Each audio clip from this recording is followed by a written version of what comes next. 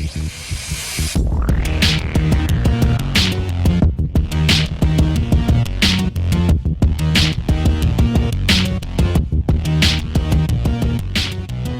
everyone, and welcome back to Game Talk Radio. I'm Greg, I'm Jen. and this is episode 23. 23. We're past the drinking age. Yeah, again. It's now not cool anymore. Now we've gone from it was cool to be drinking again to now you're just sad. Well, because it's legal. It's not fun anymore. Right. So, this one's finally back to the regular. Yes. We had our Japan trip, so we took a long break for that, and then we had 2 episodes basically bragging about how awesome Japan was when you poor people couldn't go. Spoiler alert, it was fantastic. So we had that, and then we did the two-parter of that, and now we're back to our regularly scheduled programming. Yes. So today, we actually have a lot to cover today. This is going to be awesome. But the first story I want to talk about was E3's coming up. So E3 is the big electronic entertainment expo. Oh, I see where the 3E comes from. Yeah, right. Ah. So it's a good marketing thing. And E3 used to be this really cool kind of private event where only people in the industry could go, and us gamers kind of just sat at home and eagerly waited to hear all the news about it. Well, I got to go to E3 in 2006. I was working for GameStop, and GameStop had a certain amount of passes that they could that you could go. And so I went, and that was the year before the PS3 and the Wii came out. So it was a really cool year to go because I got to play the PS3 early, I got to play the Wii early. The 360 had already been out. I remember playing Guitar Hero 2, which the first one was really awesome, but the second one had a 2-player. It's talking about bragging. Oh, Jeez. man, it was such a good time. Now E3 is actually open to the public, so if we wanted to, we could buy tickets and go if we ever just wanted to go to the vendor floor. But if everybody can go, it's not really as exciting to go anymore, right? Totally. So anyway, talking about E3, the first article I want to talk about today was the E3 plans of Microsoft. So one of the articles that came out this week was that 343 Studios, which is the current creator of all the Halo games, has said definitively that Halo 6 will not be at E3 this year, which isn't really a super, super big surprise because they have had a Halo game come out recently. Yeah, it was 2015. Yeah, and they take a couple years in between Halo titles, so it makes sense. But the reason I wanted to talk about this story is because without Halo and with Gears having just come out with a new game last fall, I don't know what they have to show.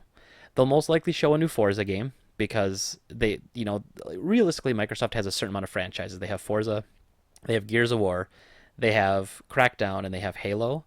And I guess you could argue they have other ones, but those are like the annual ones. Take Crackdown out of there. The annual ones are Forza, Gears, and Halo. That's like all they have.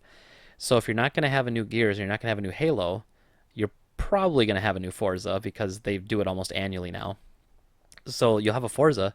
They're going to talk about Crackdown 3, and then they're going to talk about Project Scorpio, which is like the newer, more powerful version of the Xbox that's coming out. Oh my god! And because that's coming out this fall, it's kind of like the PlayStation 4 Pro, except it's gonna do that idea, but it's gonna take that idea way further. Like they're making it like really, really powerful, and it's gonna do like true 4K apparently and everything. So okay, so you're doing all that, but like what else are they gonna have? I'm actually really kind of concerned about it. And yeah, there's a bunch of little one-off titles. I'm sure they'll probably show Cuphead again, the game we're still waiting for from Xbox, the cool 20s cartoon style or whatever. I'm sure they'll show that because that's like been their indie darling for like the last couple years. But I don't know what else they have to talk about. Well, according to Reddit, because there was a Halo community update on Reddit, and the comment was, "I'll slip into my Dream Crusher persona for a minute in the name of realistic expectations. We've said this already, but we'll have a little something at E3, but it's not related to the next major entry in the franchise of."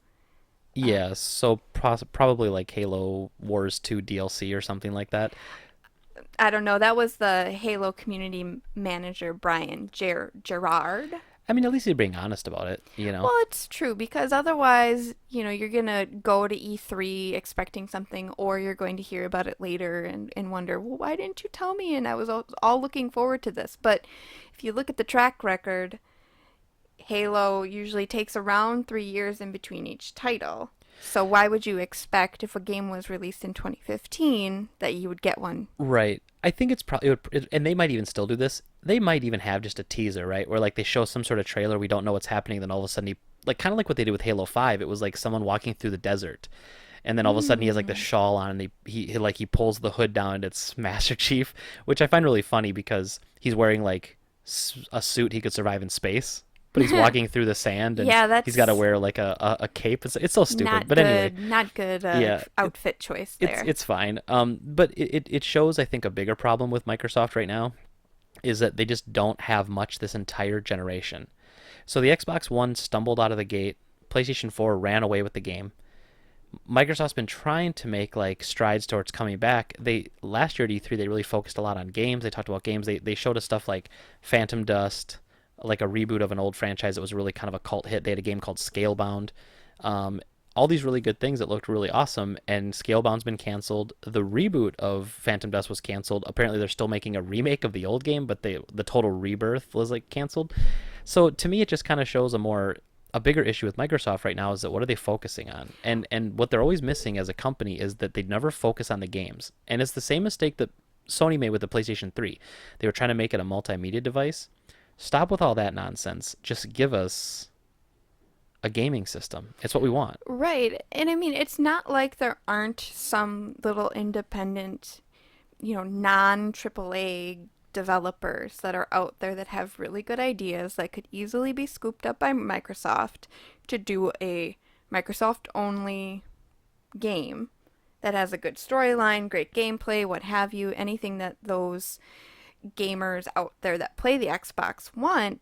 It's very surprising to me they're not trying to get more exclusive titles. And I think part of the problem is as you get more successful, like Sony, when Sony jumped out of the gate and they were so successful, they they drew people to them Hmm. naturally. You know, Microsoft can spend a bunch of money getting people to make games for them, but in the end, it's going to come down to people want to make games for systems that are one easier to make games for, which I believe the PlayStation is an easier console right now to make games for. Like Sony's more welcoming as far as putting stuff on the store Oh, and helping sure. you out, but also the actual like the interface, which is surprising because you'd think that Microsoft, you know, creating Windows would be the ultimate machine to be able to put your indie games on. But I think Sony's just more receptive and more helpful from a business perspective as well. And people naturally gravitate to that. You know, people who make games like for PlayStation 4 and Xbox One, they want to be wooed still. Like they want to be helped and they want to be treated like customers almost. You know, they don't want to be treated like they're the bad guy or that they're, you know, kind of like what Nintendo did way back in the day where they were charging people a fee to get their game on there. You know, and like the whole Tengen cartridge thing and licensing cartridge design because they just want an extra cut of the money. Sony and Microsoft still both have licensing fees. I'm not saying they don't. It's just it's not as abrasive, and I think Sony's just attacking it more of like a hey, come be on our team sort of thing. It just seems like their PR is a little bit better that way. But Hmm. so I don't know. So I just think that Microsoft is really dropped the ball this generation, and they're losing a lot of market share still. And now with Nintendo Switch coming up, I don't know. I don't see where Microsoft has any room to wiggle right now. They're losing. I mean, they're always going to have their customer base, and they're always going to have the Halo fanatics and stuff. But even like Destiny 2 is coming out. It's coming to PC, PS4, and Xbox One. And I mean, Microsoft's got like this Play Anywhere deal where like if you buy a game on Xbox 360, you can play it on your PC. It's like a cross-buy kind of program like PlayStation does between Vita and PS4. So it's like if you have a good PC, why would you ever play anything on the Xbox? I mean, True. really, because you just play it on your PC. I don't But think I've ever played anything on the Xbox, honestly. I have not turned on the Xbox since you moved in. I think that might be accurate. Um, yeah, I just don't ever use the Xbox for anything. It's kind of weird. All right. Let's talk about, classic 1987 arcade game. Now, Greg, you've played Contra before. Contra is an NES classic. It is one of the best classic games ever made. It's by Konami. But when you've played Contra, do you think to yourself, man, I wish there was a movie about this? We often talk about the poor decisions that studios make when they decide to make video game movies here, Yes. whether it's Uwe Boll slaughtering our Oh my childhood dreams, god. or if it's whatever. So in China, Yes, the Chinese. The Chinese are taking a stab at Contra. So Contra's getting a live action film, and I just want to give a synopsis of the movie here. Yeah. In night okay, excuse me. To use your movie voice. In 1988, a huge meteorite lands on an uninhabited island in the South China Sea. Chen Kang and Li Xiong investigate but come up empty-handed. 29 years later, Chen sends commandos Bill and Lance into a combat mission there to neutralize the villainous Red Falcon organization, but end up facing a different enemy altogether. So, about that synopsis, I love the fact that Bill and Lance, because that's the name of the dudes in Contra. Right, it's a Bill Mad Dog Riser and Lance Scorpion Bean It's fight an alien menace on an unnamed island in South America. That is excellent.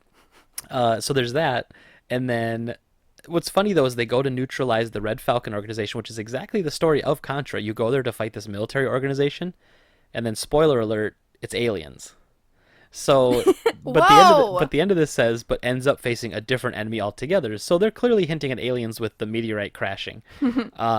So I think that's kind of funny because it talks about in 1988 a huge meteorite lands. So they're doing a throwback to like Contra coming out in the 80s, right? And then they're then they're saying, oh, but years later, which is today, modern day, Bill and Lance are sent to neutralize the villainous Red Falcon organization. So this is a movie I will probably, I don't know, I guess illegally download and watch because I doubt we'll be able to get it. So. We don't condone that type of behavior. Yeah. We suggest you buy all the media you wish to consume, but if it's not able to be bought, I don't know. Maybe I'll find it at Wizard World. Like someone will have it on a bootleg DVD stand, and I can just pick it up. And I don't know how many movies China makes in a year or anything, but apparently Chinese social media is blowing up that they're speculating that some 28-year-old starlet named Jing Qian might be cast in the film. Mm-hmm. It's a woman,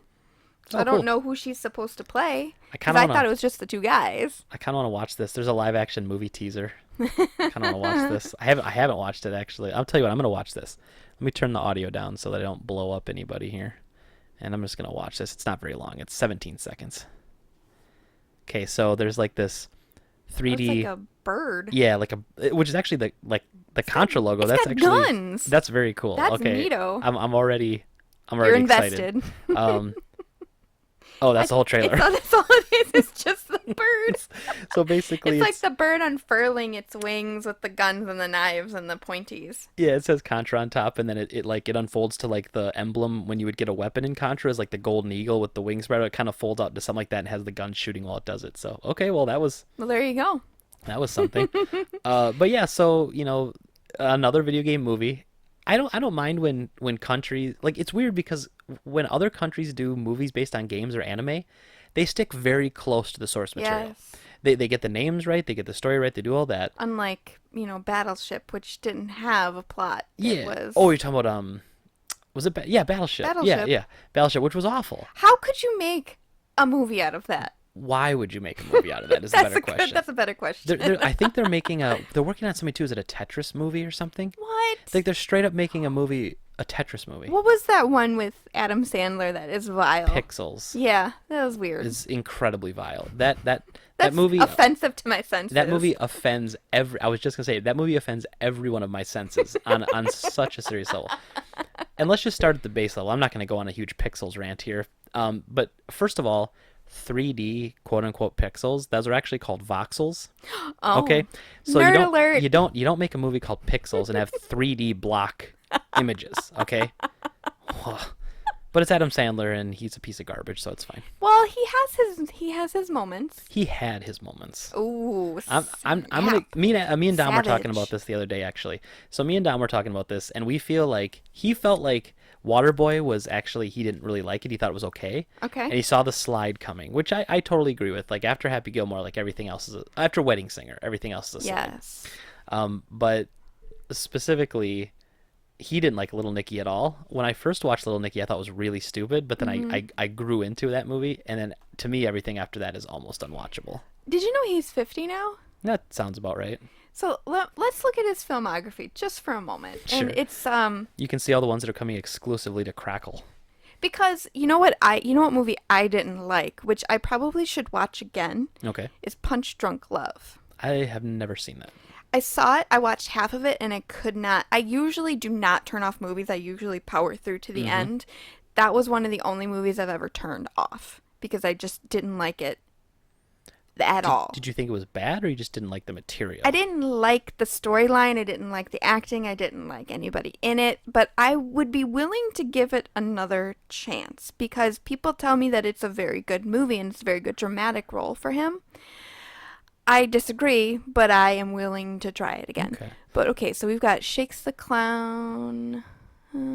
Okay, so Airheads, Airhead's definitely the one I remember it being in first. Billy Madison in 95, Happy Gilmore in 96, Bulletproof in 96, Wedding Singer in 98, Dirty Work, Oh yeah, he wasn't Dirty Work. Dirty Work, Waterboy, both in 98. Dirty Work was a small cameo, so it was probably fine. Then you have Big Daddy, which was in 99, Mm-hmm. Deuce Bigelow. Oh, God, Deuce Bigelow. Yeah, a lot of those Little are cameos, Nicky but yeah. was in 2000. So Little Nicky was after Big Daddy. Yeah, that's right. Mhm. Okay. Well, I'm on Wikipedia, Sure, so sure. it's going in Oh, cool. Okay. in order. Little Nicky, The Animal, Joe Dirt, Mr. Deeds. I thought Mr. Deeds was okay, actually. Okay, that was 2002. Punch Drunk Love was also in 2002. He was working his ass off for like 7 years there. Well, here's the thing. He was in Mr. Deeds, Punch Drunk Love, Eight Crazy Nights, and The Hot Chick, and Master of Disguise in 2002. All of those in 2002. Well, I mean, Master of Disguise, I didn't even know he was in, so that must have been a really small cameo. Like, some of those are cameos, but like It's hard to Eight Crazy Nights, tell. he voice acted. Oh, you he know. was an uncredited cameo in The Hot Chick, too. Oh, okay. The Hot Chick. Oh my gosh. And, well, actually, I take that back. He was only the executive producer in Master of Disguise. Okay, let me make sure I'm doing actor. So that's the first column. Okay.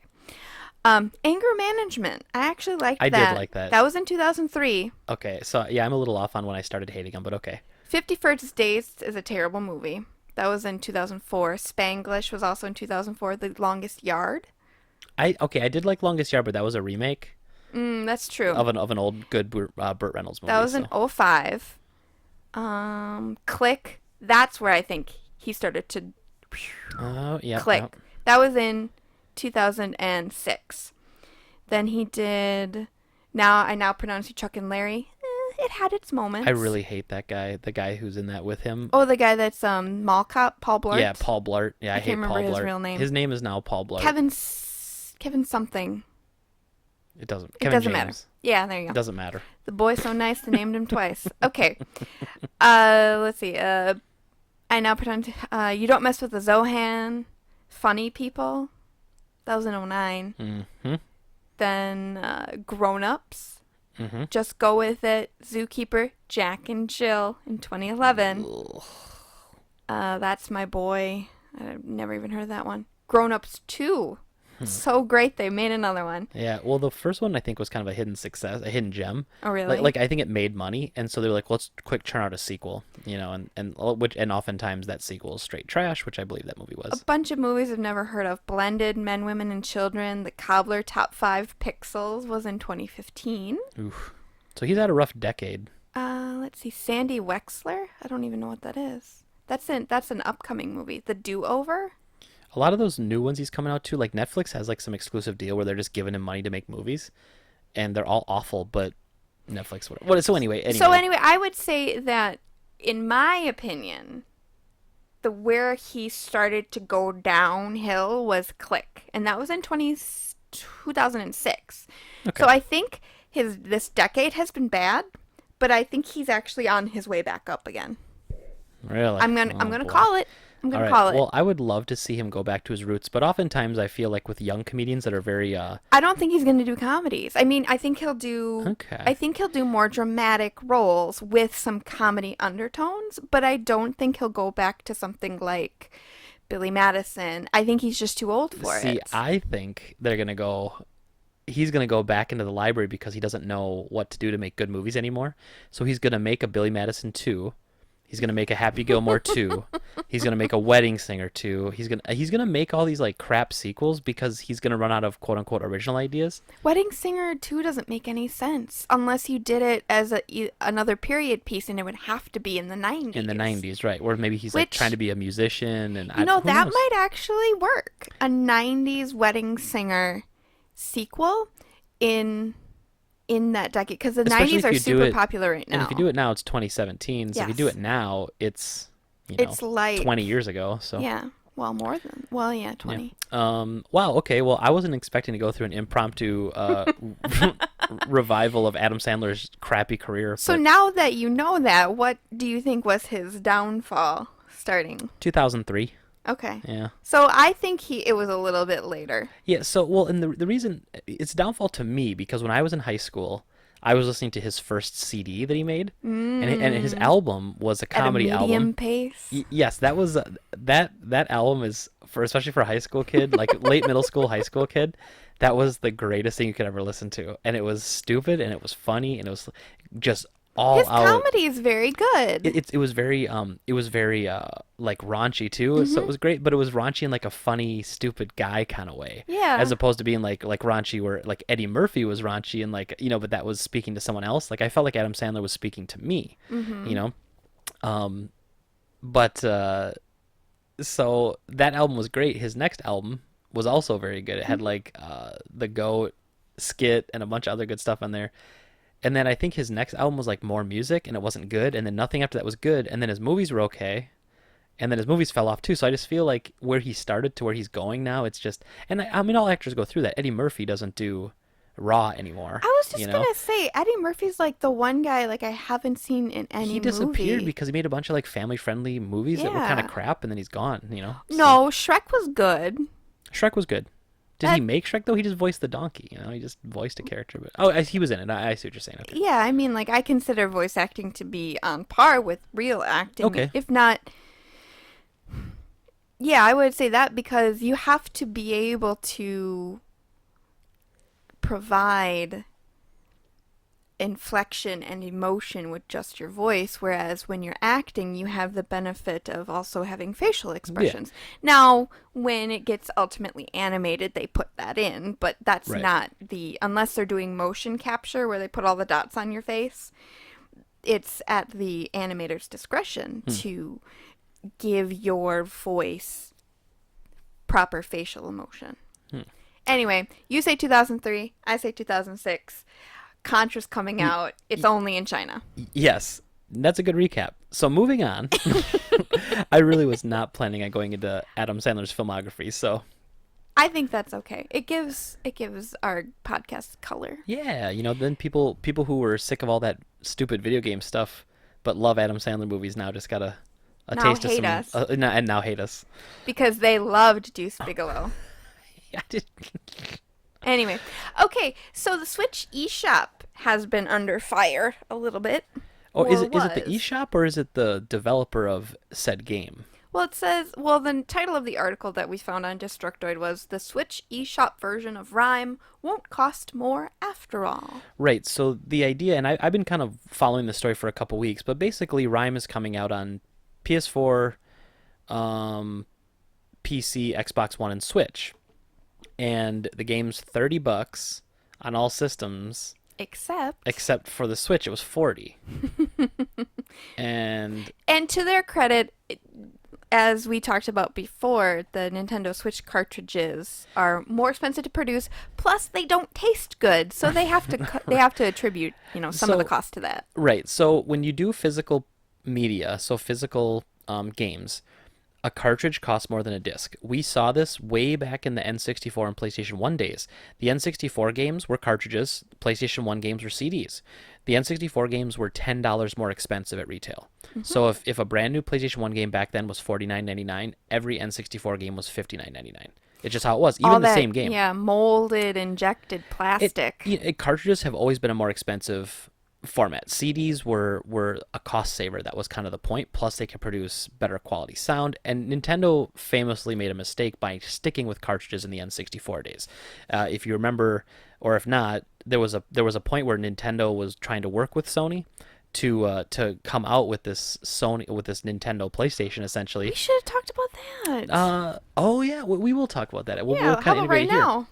now? So uh, The Nintendo PlayStation. right, so the Nintendo PlayStation, I mean, Nintendo was messing around with the idea of a CD add-on and stuff, and then they wanted to go with the cartridge format still, and so they did that knowing it was more expensive. So flash forward to the Switch. Obviously, you can cram a lot more data on a computer Those things chip are and so then cartridges. tiny. You can do a lot more than you could. It's very impressive what you can do, but it still is plastic. The manufacturing still takes more than it does just to stamp a Blu-ray. Mm-hmm. So if you do physical, it's always going to be more expensive to make a cartridge than it is to make a disc. So if you're going to Yes. sell the physical version for $40 on Switch, but it's only 30 on PS4, that's actually understandable. So that's not something to get really upset about No. because it makes sense. If they have to pay more to make it, then you have to pay more to buy it. That's the rule. That's how we go. That's how, it works. However, However. on the eShop, the game there was no reason for the game to be more expensive.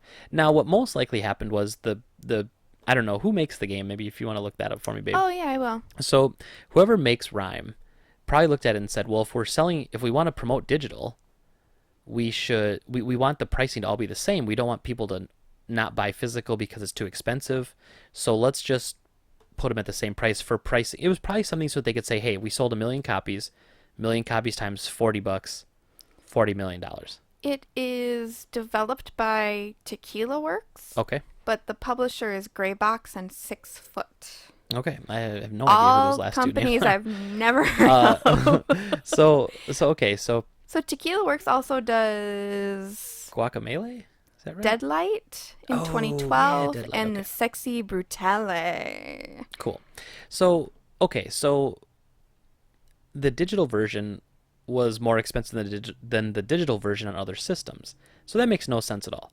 Now, we talked about this a little bit earlier, but to give the listeners who weren't in our living room just a half hour ago kind of a recap, basically, there's certain contracts in place, right? So if Nintendo or big companies like EA, Activision, when they go to a company like Walmart or they go to a company like GameStop, they want to sell them a bulk amount of their games. So they'll go to Walmart and say, hey, EA, for instance, will go to Walmart and say, we want to sell you 1 million copies of Mass Effect. You're going to retail them for $60. We're going to sell them to you for $40 or $49.99. You'll make $10 a game. Here you go. And then Walmart goes, okay, that's cool. But since the digital revolution, Walmart's been writing into their contracts as they buy these games. Walmart writes into the contract that says you cannot sell your digital copy cheaper than we sell it for in the store.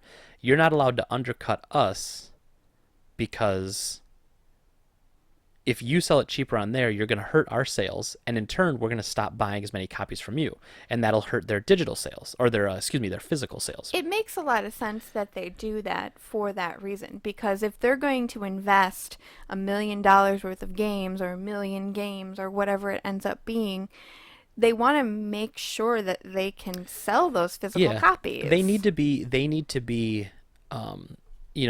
taking a risk by buying all those. They need to be rewarded and they need to be protected a little bit. So Yes. that's what happens with the big guys. Now, it's possible that that's what happened with these guys as well, but if it was, they wouldn't have been able to drop the price. So what this tells me is that because this got a lot of bad press. A lot of people were saying, well, I'm not going to buy, why would I buy the game on Switch when I could buy it on PS4 for $10 cheaper? And they were going to lose sales on the Switch version. So they finally broke down and they changed the price back to the retail price that the other digital versions are at, which is $29.99 or $34.99 if it's I don't know what that might be the PC version. I'm not sure, but there's a couple different price points, but basically they'll be the same price as they are in the other consoles.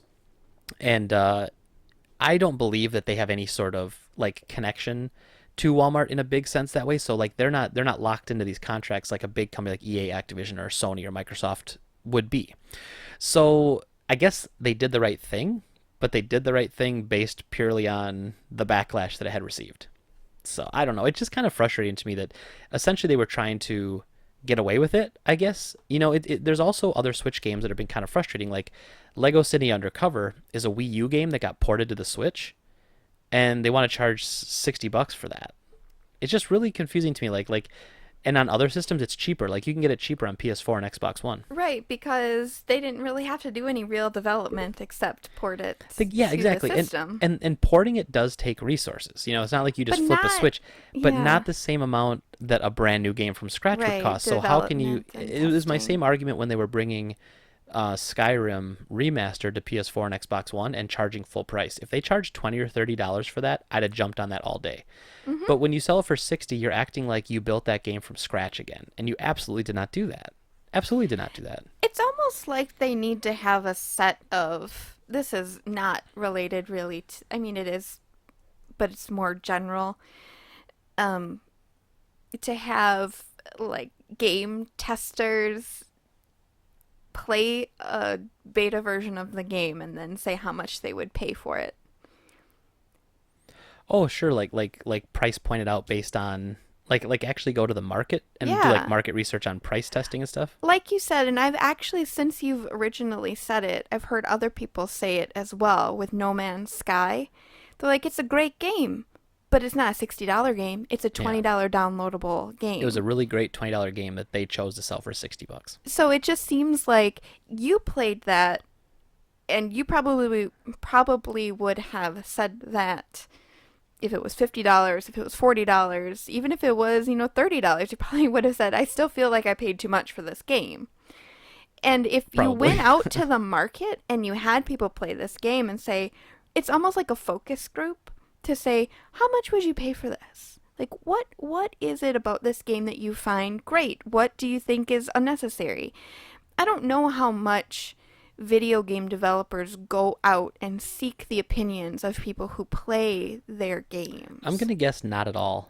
And to me, that feels like you're really at a loss because where do you know how to improve other than after the fact? And by then, it's almost too late. Yeah, it's weird. Like I think the way they price these games out, and some incorrectly price them out, like No Man's Sky, but they look at the amount of development time that goes into it. They look at the scale and scope of the game, and Hmm. then they make a price based off of that. So, because there's some games like I mean, you could argue that if it was based off of total time, amount of played, and amount of content, Skyrim could be like $100 game. Hmm. You know, obviously there's industry standards where they kind of they generally keep games at $60 because they know that if they all of a sudden marked up to 70, people would buck against that trend. But when it comes to indie games, how do you know to charge 5, 10, 15, or $20 for it? I guess it really comes down to what you think your customers will pay, and it's you think they would do market research for that, and maybe they do. Like maybe they do a focus group, a Hmm. small focus group in the cities they're in. I mean, a marketing department that's smart should do that, but Well, who knows if an indie team that's only made up of 2 or 3 people would hire a focus group to do the pricing. Like if I thought about that, like if well, we did make a game and it was awful, but if we made a game we were going to try to sell and not just hmm, give away for free because of how bad it was, then I wouldn't have any market research to back that up either. I would just look at it and go, you know what? I think this kind of game for what it is would sell a lot at $3. well, the thing is that really what it comes down to is that you're getting a biased opinion if you keep things in house, if you only have your internal people doing QA and playing it and play testing it and Yep, everything. that's true. And I know that this is very true not just with game development, but also with any sort of other development, like website development, app development. Because you've seen it so often, you are more willing to gloss over issues that you encounter, or you find a workaround that works for you and it was frustrating at first, but now you know if you do this click click click you can get around that issue, and Hmm. then you don't write it up to get fixed because you've almost ignored it. Yeah. Yeah, you always need a set of fresh eyes. I think that's fair. And I mean, like you said, I can't remember what video game it was with the menu system being really frustrating, where you had to do things one at a time. No, I was talking to a coworker about a game he was playing, and he was complaining that in order to do, like, he had to sell something and there wasn't a sell all. Yeah, I had to sell everything individually. Sure, And he sure. said, who would think that that was okay? And it's because when people are doing a playthrough, they're focusing on one thing. If they're doing video game testing, they're not playing it like a normal average consumer would play, Right. where they hoard all of these items. But like I'm playing Persona 5 and I, do the dungeon crawl aspect of it, and I go to sell all of the quote unquote treasure, and there's a sell everything button. That's awesome. Remember how wasn't it South Park that had like a sell all junk button? So like all Yeah. the stuff that was just meant to make you money, boom, one button and just sells it all. Like And that. that's exactly what Yeah. Persona 5 does, and it's great because now I don't have to pick and choose. Yeah. But it would be nice to be able to order my items. I don't think I can Yeah. do that. Maybe I can and I just haven't noticed it. So the idea is just that sometimes you just need fresh outside eyes to give you Yes. like a good perspective on your business model. I agree with that. So anyway, it'll be $30. Yeah, But so kinda. as an internet crowd, we do have a voice. So if you do share your discontent through different social media and things, you can get things changed. You can complain enough and they will fix it. Well, Greg, This is the story I generally want to talk about. when we went to Japan, Greg went to Akihabara and bought a lot of video games, Hmm. and brought them back. He actually mailed them to the store.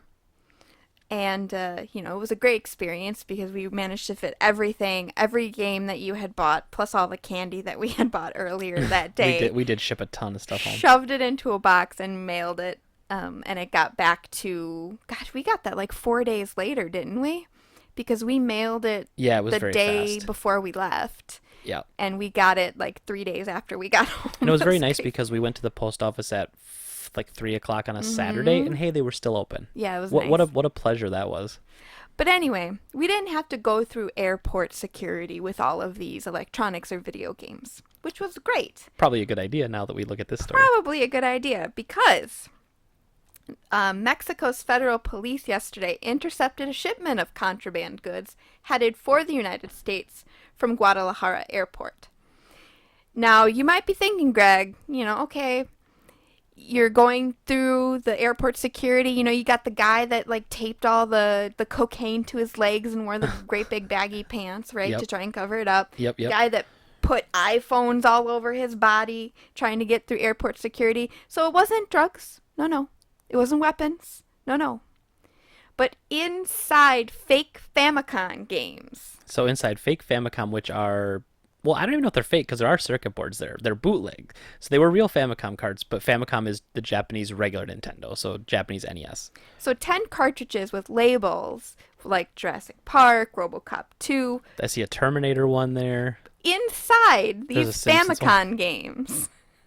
What were they? They were smuggling.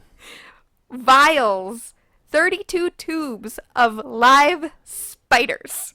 Oh. Yeah, so there were, in this bust, there were 73 tubes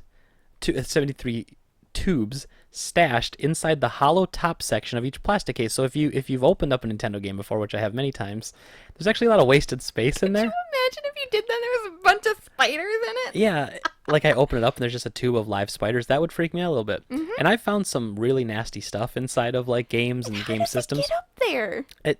I don't know. I don't even want to start thinking about that. But So yes. yes. So yes, 73 tubes stashed inside the hollow top section of each plastic case, each one containing a live spider. One spider per tube. Right. And so when there's actually a video from Mexico's federal police. And, the guy's got the gloves and he's just like slowly opening up, and you see it's probably about 1.5 inches of top space in those Famicom games. Mm-hmm. And there's, I think, 7. I'm counting 1, 2, 3, 4, 5, 7 tubes, and they're probably about 1 inch long. They've got plugs on either side, and inside is a spider. Now, they were headed for Hanover, Maryland.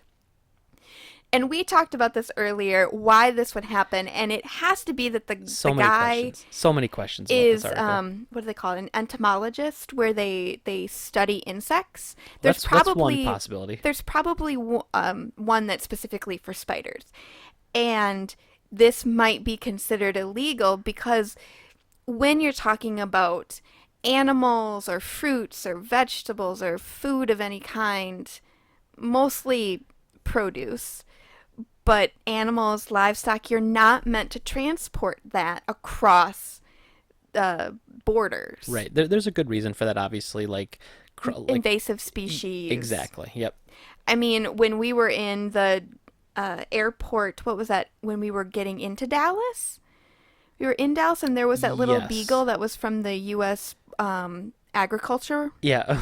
Yeah. This little tiny it wasn't beagle. a drug sniffing dog. No. It was a are you bringing foods from another country dog? And there was a guy that unfortunately had eaten, probably because he knew that he wasn't supposed to bring it in, had eaten a banana that he had gotten from Japan. Yeah. And brought it. Yeah.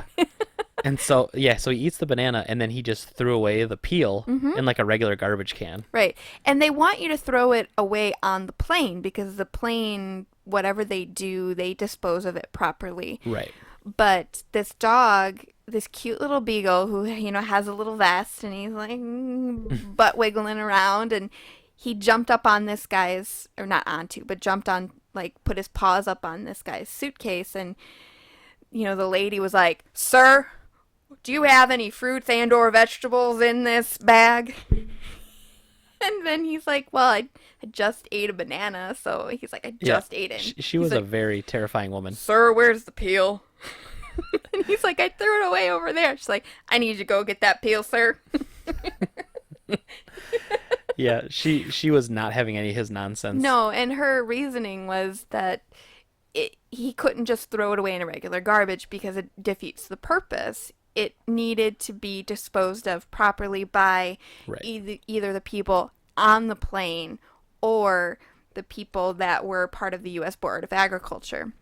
So that was really all that dog was meant to do, was sniff out fresh fruit and produce, or fresh fruit and vegetables, produce in general, so that you don't bring it in because it could cause a whole host of problems. Yep. And I mean, there's been other like celebrities who've gotten in trouble. I think like Johnny Depp got in trouble for like apples or something dumb like that into Australia, and Australia is really but they're movie stars with a lot of money. Didn't he have to? Oh yeah, he do some apology, right? And then he filmed the apology, and it was like the most half-assed apology of all time. He didn't quarantine. Like he was going, I think it was Australia, and he was filming or something, and he like flew on his private jet, and his wife at the time, or girlfriend or whatever, they brought their 2 dogs, and you're not allowed to do that. You need to have them quarantined for several months. Or they could stay on the plane probably, but I they don't probably even think didn't do that. that. Oh, okay.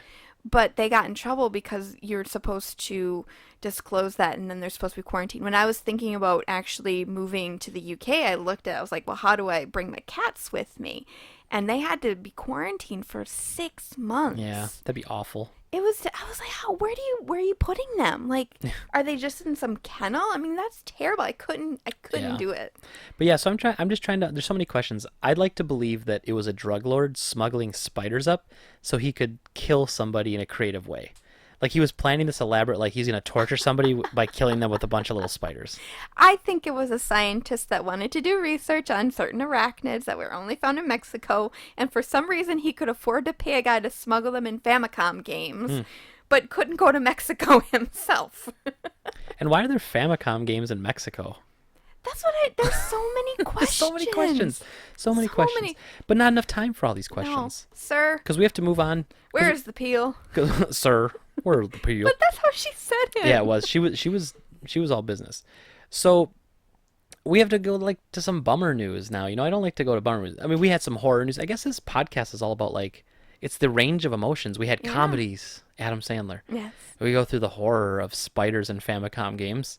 And now we're going to the drama, the sad effect of BioWare Montreal, who just finished working on Mass Effect Andromeda for the most part. Ass Effect. On Ass Effect. So they've been working on that. Obviously, it was a big thing. We covered that story a couple times with some shoddy animations and stuff like that. Not from what I hear from the people that played it, I still haven't played it yet. It's a very average game. So it's not a bad game by any stretch. It's just not a good Mass Effect game, and it's just not a great game. It's just very generic. It's not up to the standards that people think of when they think Mass Effect. They set a high bar for themselves with the first trilogy. So looking at this game, so BioWare Montreal has been scaled down, and they've been turned into a support studio. Which to me sounds like a demotion. It's absolutely a demotion. Now, it sometimes does happen though after you release a big time game, because if you release a big time game, you're kind of in the early stages of working on your next game. So not all of your hardcore people are all going to be working on the next game yet because you're still in the early phases of that. Plus, they were probably working ridiculous hours. I Sure. mean, like we learned when we talked about AAA development with Amy Hennig and everything with her, talking about how she worked 80 hours a week working on the Uncharted Right. series. So So, I there's a mean, lot of it burnout, makes sense. So, it's a nice little kind of downtime for the developers. But to everybody else, it Well, seems like it's like, it seems like oh, people close to the studios though have said that they've been changed to a support studio. Now, if Mass Effect Andromeda had sold a ton, they'd be working on DLC right. full time, and they'd be working on the next levels of the sequel full That's not time. that's not included in the support. I don't think so. Okay. I mean, they probably are working on DLC, but they probably scaled the team down because it's a low priority because of the low sales of the game. Sure. So their support studio, which sometimes for EA means they're about to break you up too. Like sometimes they'll break up the studio, they'll rebrand it, and then they'll just have you working on different games, whatever they can. And Mass Effect, this is their words. Mass Effect's been put on ice for now. So it looks like it didn't perform well, and so now they're going to put the game on hold while they try to figure out what to do with the franchise. This is really upsetting to me because Mass Effect is one of my favorite series, but it's all EA's fault. This wasn't that studio's fault. That company's trying to streamline all their processes by doing algorithms that do facial animations. They're trying to be able to churn out. I mean, and let's be fair. Okay, so BioWare Montreal is what I would have called like the BioWare C team back in the day. Sure. So they were a studio that was good, but they're not your number one studio. No. Why is your number one studio not working on your number one franchise? That's what I didn't understand. I mean, technically that's not true. I mean, they probably sell more copies of Madden than they do Mass Effect. They probably sell more copies of Battlefield, but even Battlefield is done by DICE, so they take care. That's a totally different story. They're fine. But like, this is not your best people, even at BioWare, working on Mass Effect. So why did they set their team up to fail, I guess is what I'm looking at. So you took one of your favorite franchises, one of your most beloved franchises with a very rabid fan base, clearly, and then Yes. you just took this opportunity to not put a full 110% effort into it. You basically just said, well, we'll treat it like our other properties, like an annual kind of entry. Let's make it quick, let's make it fast, let's make it cheap, let's make it easy, and let's make it, with as least headaches as possible. But it's like you said, and I think you said this, it doesn't mean that the other studios for BioWare, the other two studios that they had were still working on pieces of it in Austin and Edmonton. And this article talks about how Edmonton, which is also, I think that's in Canada too, Edmonton, Yep. were responsible for the first three Mass Effect games. So that goes back to what you said, Studio C, based Right. in Montreal. We know that other things regarding Mass Effect Andromeda were being worked on in Austin because we know someone that actually works at Right. BioWare as one of the writers. So we know that there were other pieces that were getting taken, but does that mean that Montreal was really responsible for all that algorithm and all that sort of snafu? You don't know, but you do know that as a company they failed to Yeah. make a good product, or to at least recognize it wasn't a good product. Or Like, how ask- long was this in development? Because it's not just the facial animations that made this a bad game.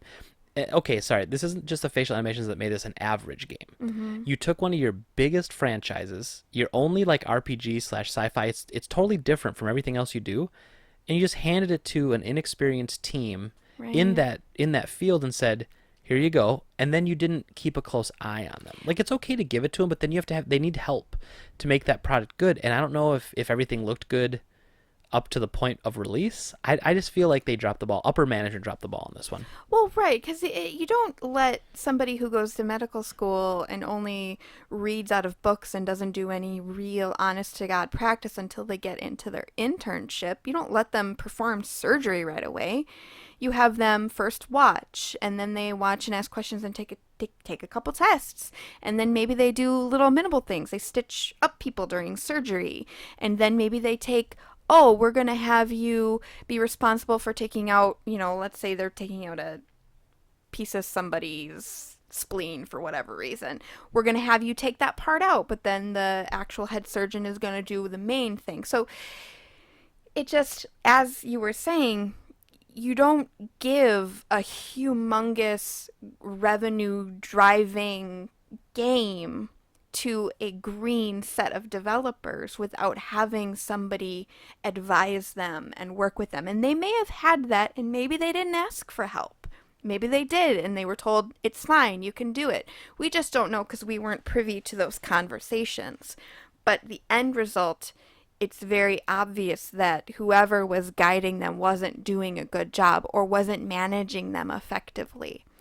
Because even the voice acting is only so-so as well. Yeah, there's a lot of failure. And so what I've been doing is been looking stuff up. So I went to look up kind of what BioWare Edmonton's or what they've been known for. Like what games they've worked on, and it looks like they were formed in 2009. This is BioWare Montreal. And they were working with Edmonton very closely on the Mass Effect series. So I almost think that they started off like towards the end of Mass Effect. They started off like helping them with that game, and then they took over the reins. So they were like a junior division helping out the main studio with the game, and then they kind of took over. It just, I don't know, this just reeks of me of just piss poor upper management and just not handling a very good franchise with a very rabid fan base. It's just not smart. Well, and it goes back to the getting either outside help or a fresh set of eyes, like we mentioned before with game testing. Because anybody who looked at that gameplay would have said, what is up with that facial stuff? Why are their eyes look dead and why are they walking so weird? Anybody that looked at that in beta testing could see that. Yeah. So why didn't they? I don't And know. I will admit, I mean, there might have been much bigger issues exactly. that were prioritized higher. So I get that.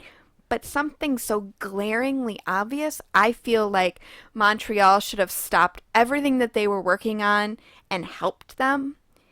Put everything on, because that, okay, so the next game that you're going to develop, Montreal, is going to get delayed by 6 months because you got to help these guys out.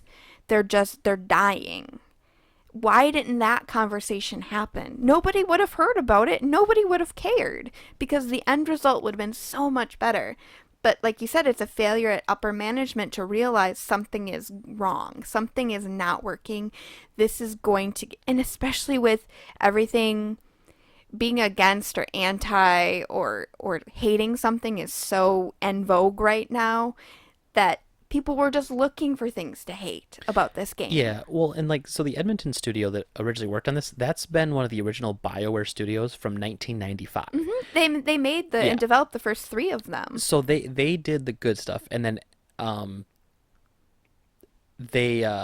so then this new studio kind of comes up, and it's like, oh well, we'll help you out, and then they just passed it to them like they were ready for it, it's your problem now, bye. Yeah, maybe they didn't want to give it to.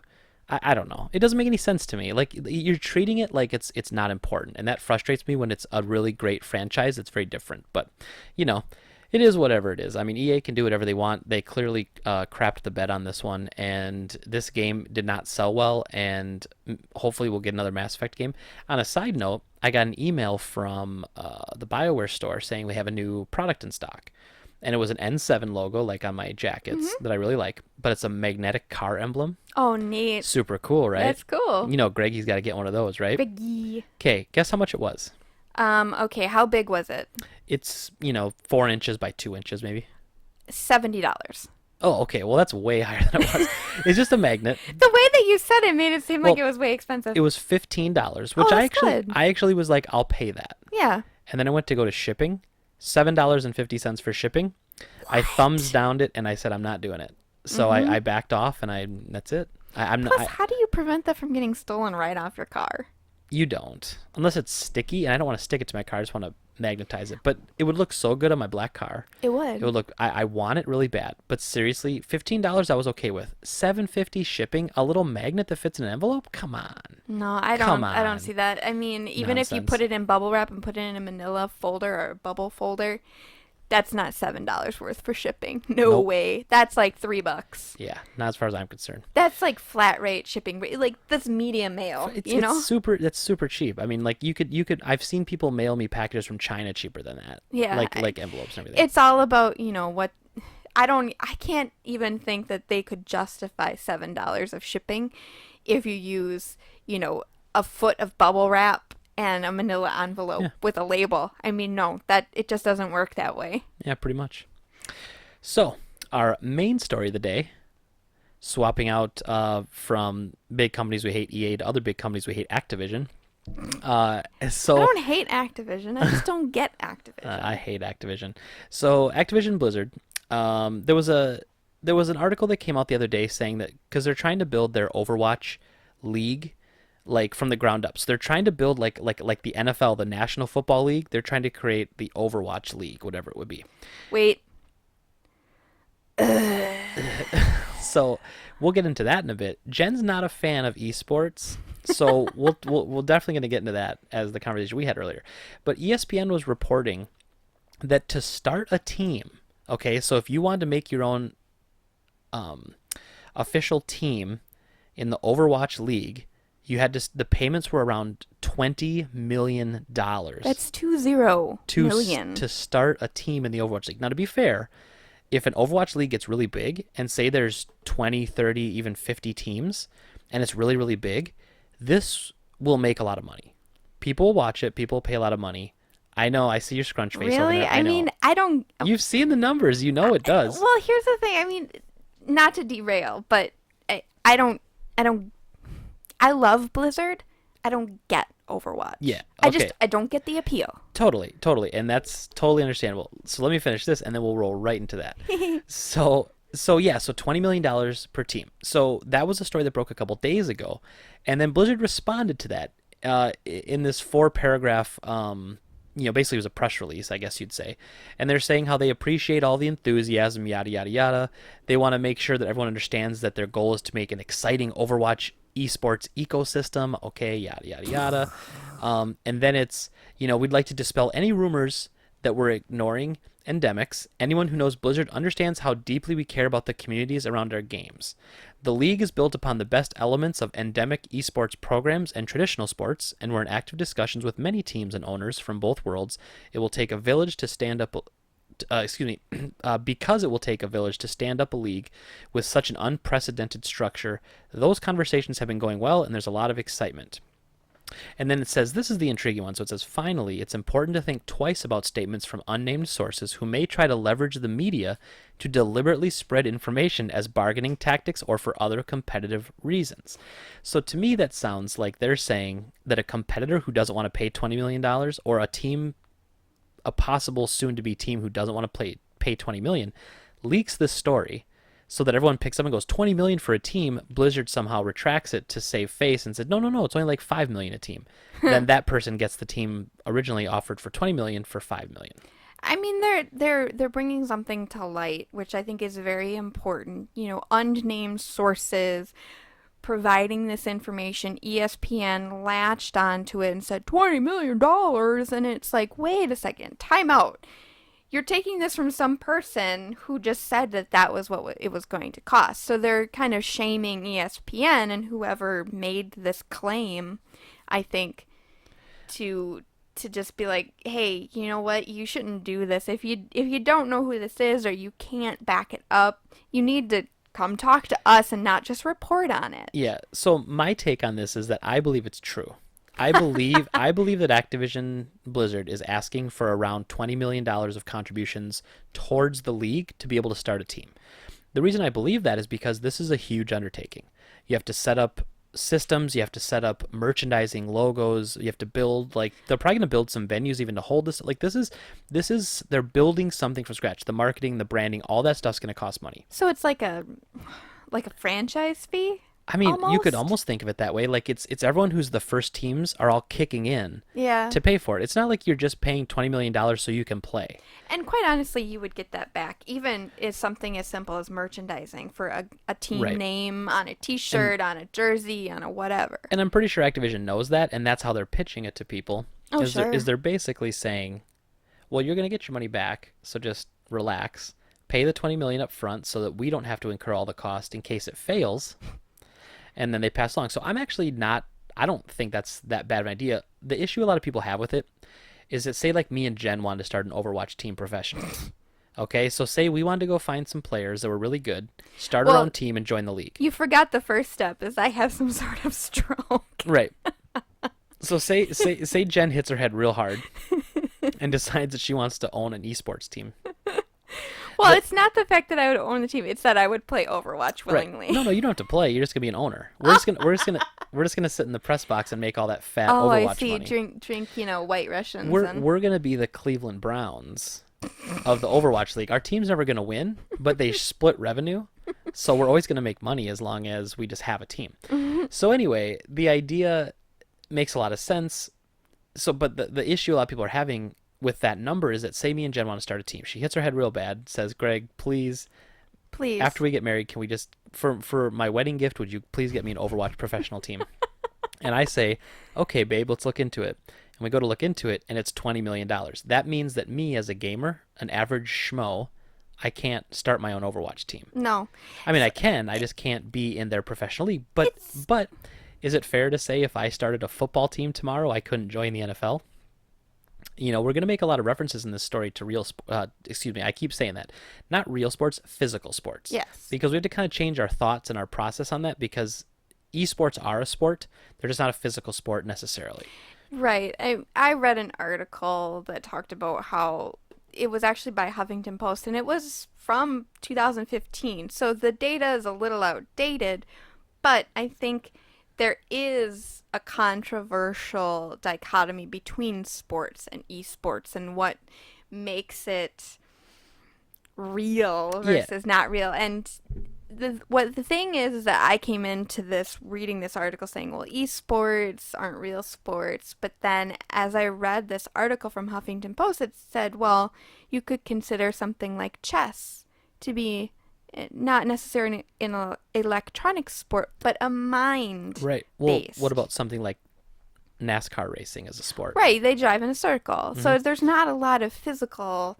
I mean, you definitely have to endurance. have. There's endurance. Definitely. It's about reflexes. There is strategy involved. When do you pass? When do you not pass? And I mean, I've learned way much than I really would care to know about that type of thing. But it makes sense. I do think that you could consider electronic sports or professional video game playing to be something like that. It would fall under the umbrella of sport. I think so. And we'll get into this because I'm actually not a big fan of watching esports. Like, I don't do it at all. No.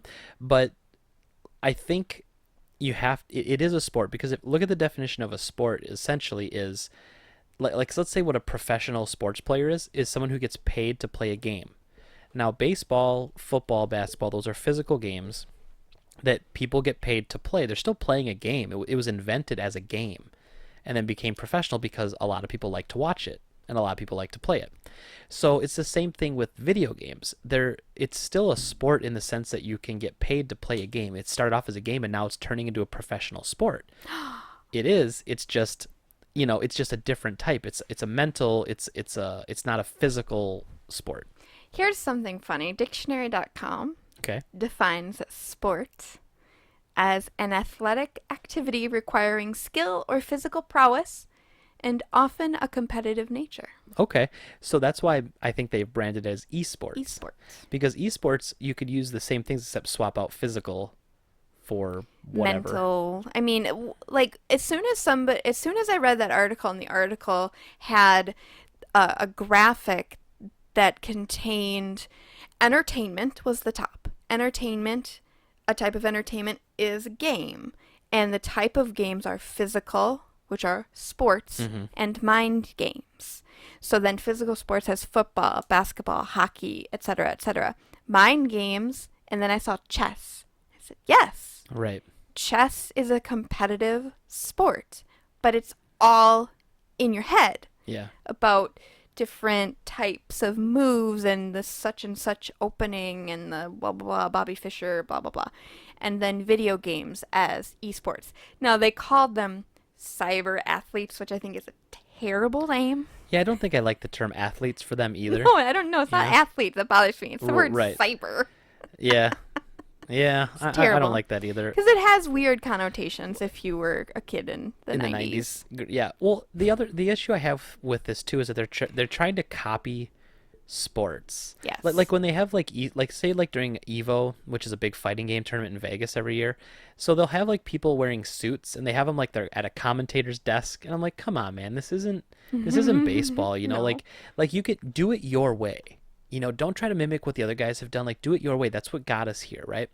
So it's a little frustrating from that aspect, but I think I kind of nailed it down. Me and Jen were talking about this, but like I think what it is I didn't grow up with YouTube streaming and I didn't Yes. grow up with esports, so I have no attachment to it. I'm not entertained by that. I understand that there's definitely a younger generation that does. Well, I mean, just the sheer fact of how many Twitch streamers there are. Right. And there's a lot of people that like we've talked about that before. They're like, "Oh, this happens to me all the time at work." I'm like, "Oh, did you play the new, Metal Gear?" "Oh, yeah, I did. It was awesome." Well, I mean, I didn't play it, but I watched Markiplier PewDiePie. play all the way through it and it was awesome. I'm like, and I just get this look on my face like people associate. You can't see it because I didn't say it. I'm like rolling my eyes like, oh, like I just got hit in the head with a baseball bat. So like it doesn't comprehend to me, but these people are associating watching someone play a game with playing the game themselves. Totally cool if that's what entertains you. I don't care. I just find it's just very different for me because I grew up playing all these games. Right. And I mean, I have a different perspective because I was usually the audience. I watched my older brother play video games when I was a kid, and later I watched my sister play video games as a And kid. you'd think that would make you want to watch video games now. But it doesn't because I don't know that person. Well, but you like watching me play. I do. I know Yeah. you. Yeah. But what's funny is I don't, and this, hopefully this isn't like bad for you to hear here, but I don't really like watching people play games, even like you. Like when you're playing Persona, I almost don't want to watch you play it because I want to play it later. So don't give me that face. Don't give me that face. I love you. All right. Well, I find watching somebody play. Now, I cannot watch you play Rocket League because to me that's kind of boring. Okay. I don't find it entertaining to me because I don't really like soccer in general. I think it's a really, really, really, really boring sport. And I'm also not very good at Rocket League. So Now, I will say that soccer or football in Europe is really entertaining live.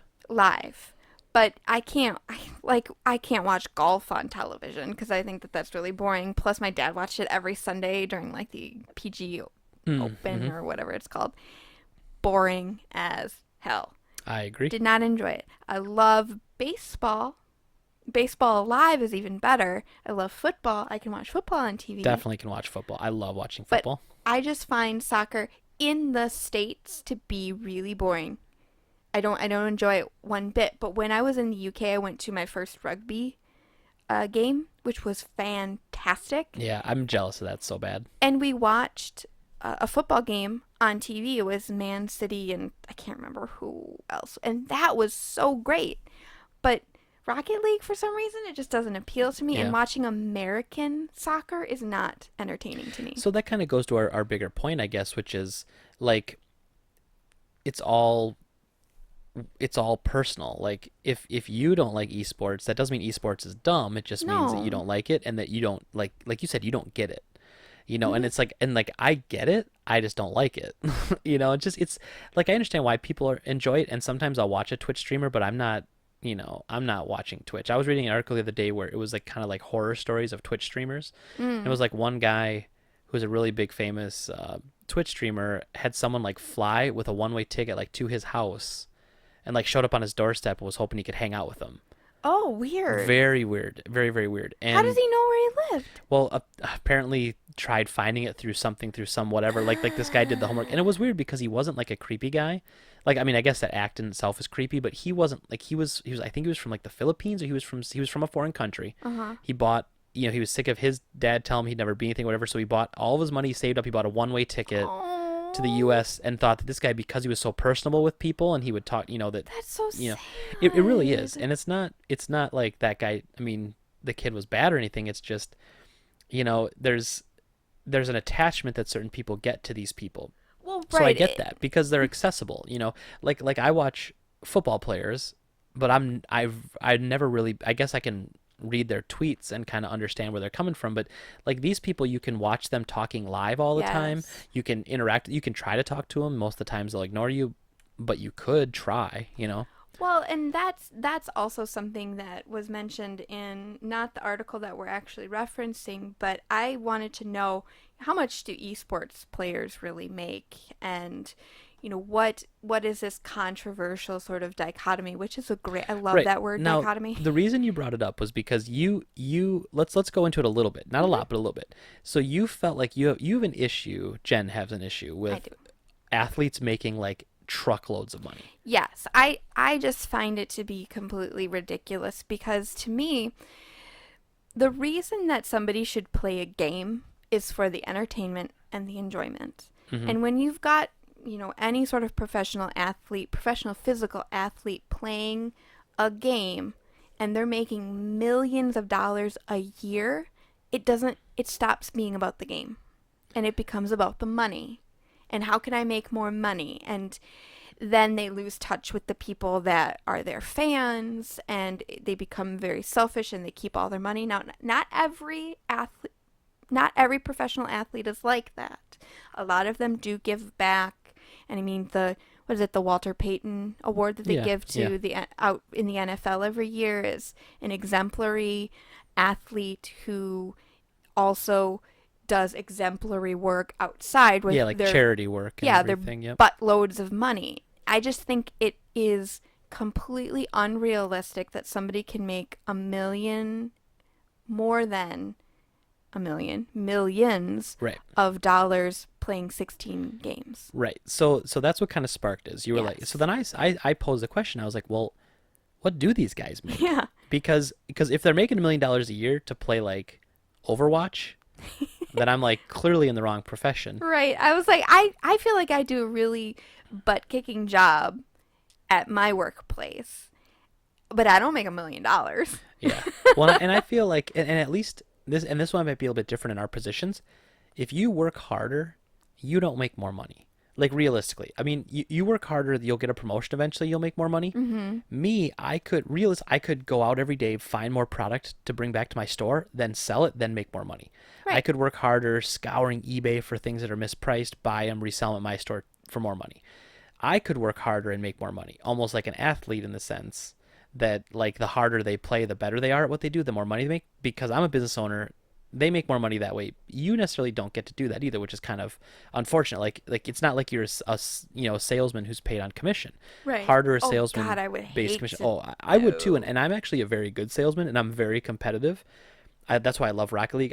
I think I would actually do really well if I decide to dedicate my time to an esports thing because I obviously been playing games a long time, but I can commit to something like that.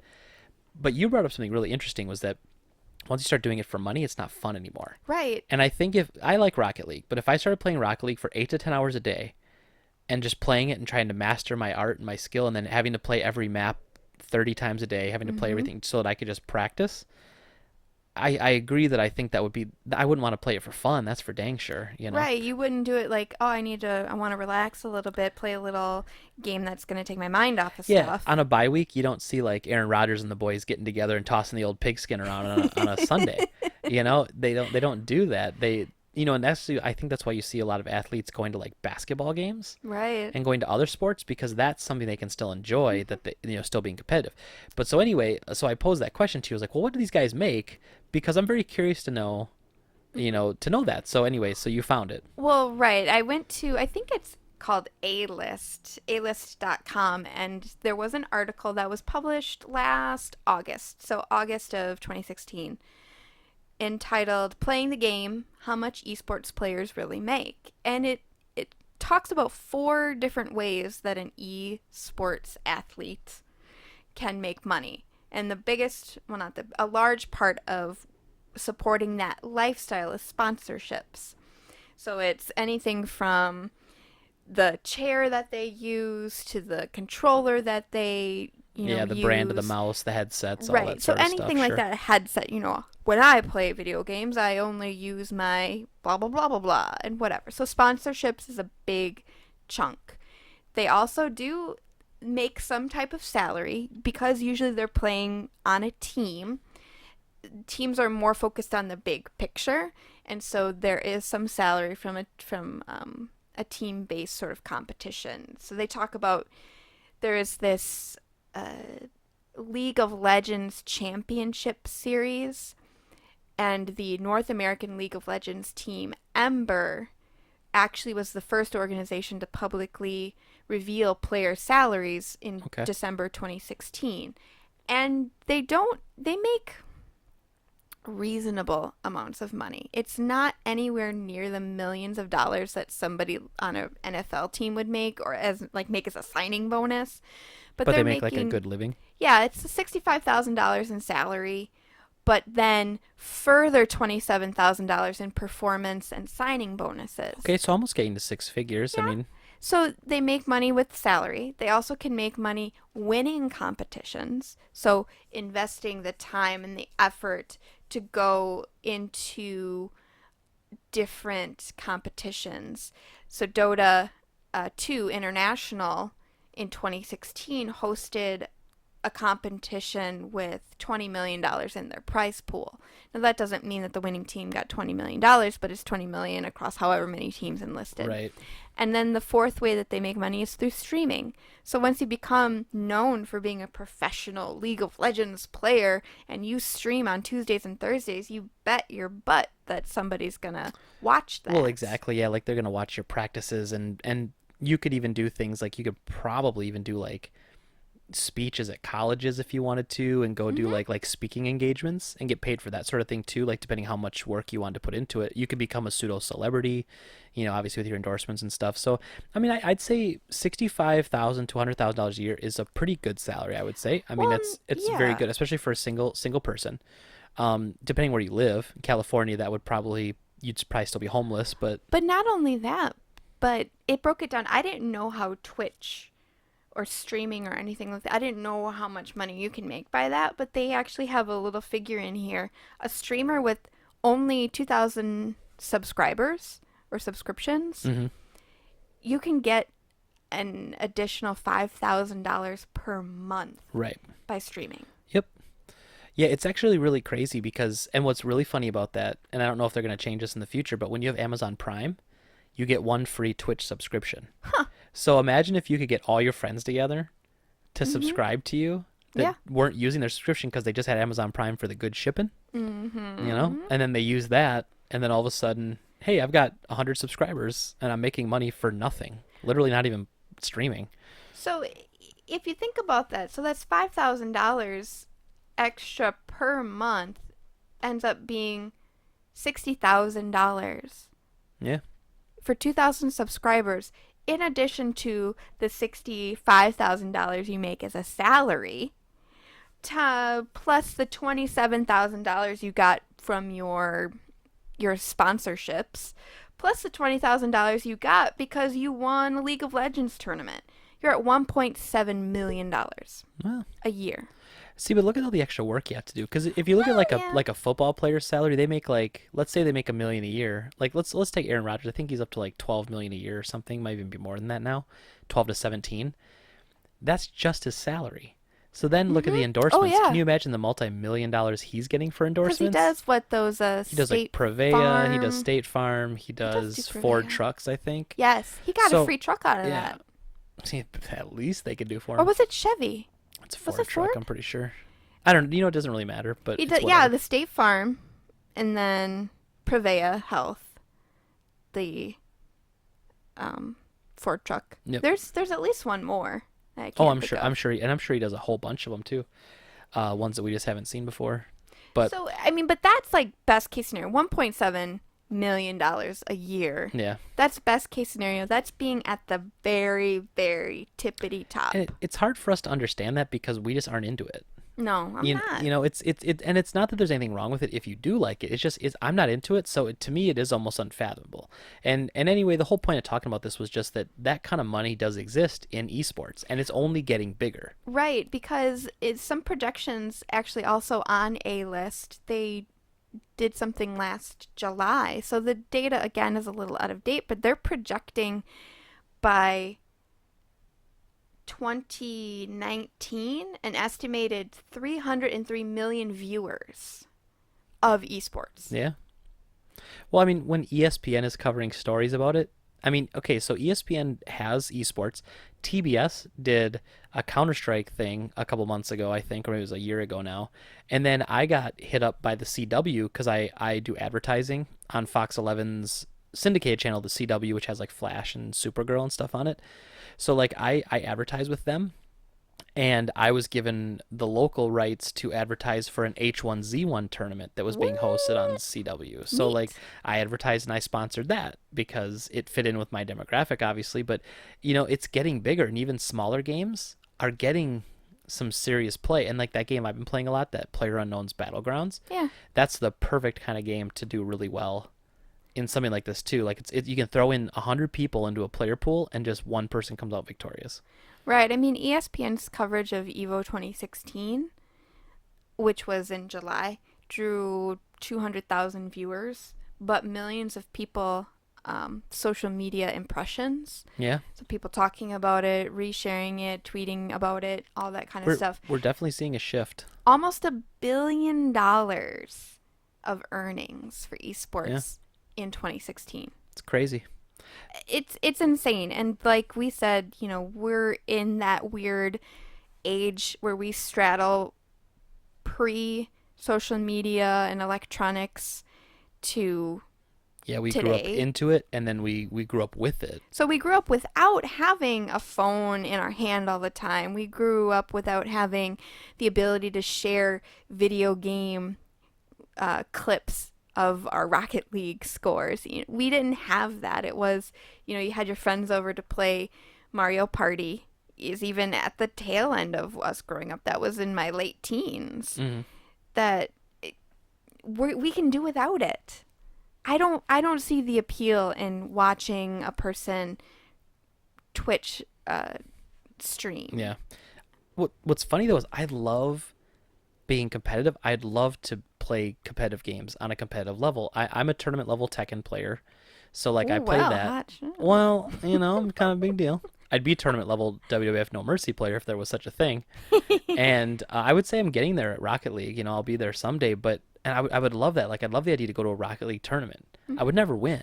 It wouldn't mean I wouldn't just love to play. But anyway, so we'd love to hear your guys' opinions on esports if you'd like. Yeah. And that's the show for today. We hope everyone enjoyed going back, to our roots and actually being able to talk about game stuff again. And now that we're back on it, you can always send questions for the show to me on Twitter. I'm at Game Trade Greg. That's Game Trade GREGG. And you can always tweet at me DMs or just tweet at me anytime you want. Actually, follow me. Like us on Facebook. We're Game Talk Radio on Facebook. Send us messages through there. That's cool too. I'm on Twitter as well, at Game Talk Gen, and it's the same for my Gmail. Awesome. So again, thank you everybody for listening, and we'll see you next week. Bye. Bye. Bye. Bye. Bye. Bye. Bye.